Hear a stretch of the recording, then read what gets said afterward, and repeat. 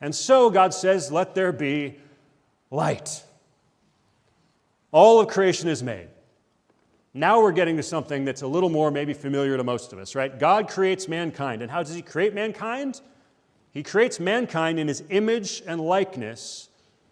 That's easy to say, but if we actually stop and really reflect on all Scripture has to tell us, image and likeness doesn't mean, oh, we look or share a little bit of things in common. That's a very multifaceted statement.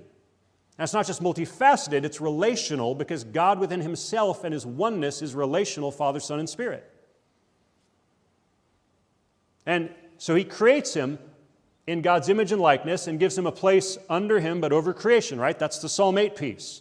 You made him less than God and crowned him with glory and honor. You made him ruler over the works of your hands. We're in a unique position amongst all creation. We are creatures, but we're above all other creatures. We have dominion. That's what Genesis talks about. Dominion is not dominating in a terrible way. It's supposed to be stewarding. So probably we screw that up, right? But the idea is we're supposed to have dominion, Genesis 1:26, over the entire creation. And what does God in Genesis 1:26 say? He says, let us make man in what? Our image, our likeness. You notice the plural there. Let us, God says. There's actually a little hint of the Trinity right here in Genesis that people forget. Let us make mankind in our image, in our likeness. He's making mankind in our image, in our likeness, as He says. It's going to be relational. So that means we're called to imitation of God individually and relationally within His narrative. Right? Each of us, we're very American in our individualistic thinking, right? We're very modern Western. It's like, oh, imitate God. Okay, what are God's attributes that I can imitate? Obviously not omnipresence. I can't be everywhere at once. But His love is I can imitate some of His attributes. All right, I need a list of those, and I'm doing myself. That's very simplistic, and it forgets that God is relational within Himself. We've already seen other aspects within a triune God that He is relational. And what happens when we start playing the different roles in interaction? That's where roles come in. We imitate God's, so we imitate His attributes, but we also imitate His relationships. And we also imitate His story. See, most people stop at the first one. That's even a lot of churches will just imitate His attributes. Like, no. We imitate His attributes, we also imitate His relationships, and we also imitate His story. Trying to imitate His attributes is a good and glorious thing, but it's only 1/3 of the piece. It's only 1/3 of the role. We also imitate His relationships, His story beats, His narrative, and His passion play. Relationships will mean then playing out roles. And His story, even within Himself, Father, Son, and Spirit, involves submission, subordination, etc. So let's remember, let's jump back up on those who are writing in their notes. We've already had this, right? God's one, but three persons, Father, Son, Spirit. Within that oneness, there's equality in essence, but distinction in roles and even willing functional subordination. But that doesn't imply any inequality in power, dignity, or worth. Well, guess what? And so it goes. In marriage, man and woman become one under God. It's actually a triune relationship. Triune. God, man, woman in a marriage. And within that oneness, there is equality in essence, but a willing subordination in function. And again, just like God Himself, these do not imply any inequality in power, dignity, or worth between man and woman. Right, Ephesians 5:22-32 directly quotes this passage in Genesis that says, the man and woman became one flesh. And then it paints that portrait in terms of roles that we'll talk about in a minute. This is why when we hit 1 Corinthians 11, if you didn't have a full context and foundation of this design God's asking us to imitate and relationally reflect, you would read something like 1 Corinthians 11, 7-12, where it says, the head of woman is man, the head of man is Christ, the head of Christ is God, God the Father. What we read in Genesis 1:26-31, it makes it very clear that man and woman are made in the image and likeness of God, male and female. There's no inequality in power, dignity, or worth. Both made in the image and likeness of God, but as God is Father, Son, Spirit, with roles and even subordination, we're imitating that picture together. Now notice I said there's no difference in equality, there's no inequality in power, dignity, or worth between the man and woman. God, okay, there's a power difference. Right? We're not a mini Trinity, but it is a triune relationship that gets us at an idea of even with God Himself, there's Father, Son, and Spirit. There's a relationship that we reflect as under God, man and woman. See, now we're ready to discuss roles. Now we're ready to discuss roles, but for completely different reasons than the reasons that culture might have you think that Christians talk about. Or even if you're not a Christian, it's like, men good, women bad, or women are cool, men drool, right? It's always this adversarial thing. Like, oh, the men do this, the women do this, because. Scripture gives us a whole beautiful tapestry and foundation of God's story and even relationship within His oneness that He's inviting us into that make it a totally different story.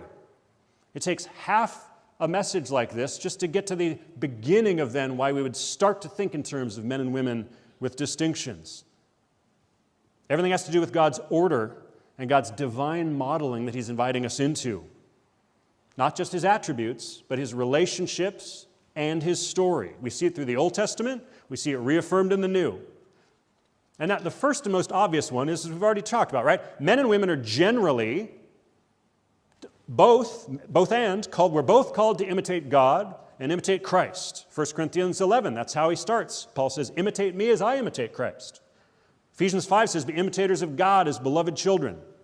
So no matter if you're male or female, 5 years or 50 years old, we can always be looking for the general attributes. That's the entry point. For the child, for some cases the single person, this may be where a lot of us spend a lot of our time. And as we said, we're in His image and likeness in terms of attributes, but also what? Relationship and story. So what other relationships do men and women uniquely play out? Like we're both mirrors, but there's some fundamentally different shapes. Man is additionally called to image the Father and the Son. Right? A man is born, a child is born, he's told to imitate God. As that man grows up, many men will have sons. Guess what? Now, like my dad, it's like I should be imitating God the Father to my son and daughter. Now, nobody did this perhaps more close to the mark than Abraham did, right? Not only did Abraham try to be a father to his son Isaac, he even then was told by God, go sacrifice your son. He went up that hill. He was about to sacrifice his own son. And then God says, no, I'll provide the sacrifice. Like God was having him as a father uniquely almost imitate what was going to happen between father and son, Jesus Christ. Right? Men are called to imitate Christ and God in general, but then specifically to image father to their children, supposed to be painting that portrait of being like God the Father. And then, of course, as you are born, a man may also then imitate the son, but he will imitate a son specifically in terms of marriage. Now he's called to imitate Christ. The man is relationally called to do it in a special way, imitate Christ in a way that the woman is not. Ephesians 5:23 says, because the husband is the head of the wife as Christ is the head of the church. 1 Corinthians 11:3 we hit a few weeks ago. I want you to know Christ is the head of every man, and man is the head of the woman, and God is the head of Christ. Paul's saying man's headship over his wife is like Christ's headship over the church in some sense. Christ is supposed to submit to God his Father and love his church or his bride in a very specific way. So the man is supposed to subordinate to God the Father and imitate the Son Jesus Christ in the way then he loves and leads his wife. And again, difference does not mean inequality. Husband and wife are created in God's image, equal value and dignity. That equality is not diminished at all by the fact that the man is the head over the wife. Now, it's not as explicit in Scripture, but it is implicit as you really get an understanding of Scripture that woman is additionally called to image the Spirit and the bride. or the church. These are part of the relational portraits painted together. Right? All the way back in Genesis, the Lord said, it's not good for man to be alone. I will make a companion or helper. That's the Hebrew word ezer. Indispensable companion is what idea is getting out. The Hebrew expression literally means according to the opposite of him. So anyone who wants to say there's no distinctions between male and female, the whole idea of God at creation in the Bible is I'm going to create a helper, or the Hebrew expression, according to the opposite of him.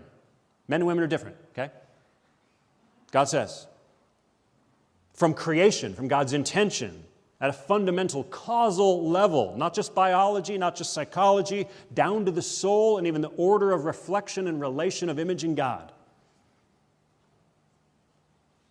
It does bring us back to 1 Corinthians 11. That should make more sense of what Paul is saying. He's like, I want you to know that Christ is the head of every man. The man is the head of the woman. God's the head of Christ. For man did not come from woman, but woman from man.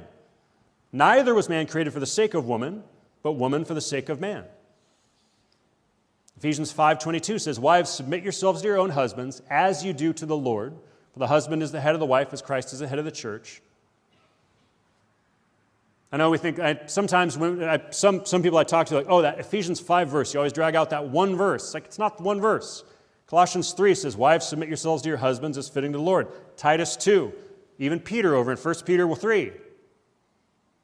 He says, imitate just as Sarah was subordinate to Abraham. He takes it all the way back to the founding of Abraham and the covenant. Again, we imitate God's attributes, but also his relationship and its story. So I thought we were just supposed to image Christ. It's like, yes, but as we grow in maturity and in different relationships and interactions with each other, we're called to be mirrors that are far more complex and beautiful. We're not just supposed to be a flat, one-sided mirror.